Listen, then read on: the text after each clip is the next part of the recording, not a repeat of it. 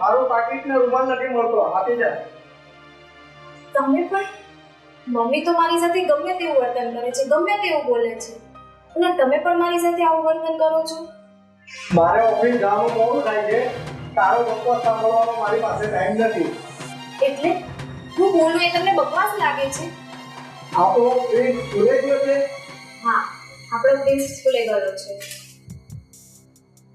Mummy, હું ઓફિસે જાઉં છું. જય શ્રી કૃષ્ણ. રમેશ, તારી વહુને છૂટાછેડા આપી દે. હજી તારા માટે ઘણા માંગા આવે છે.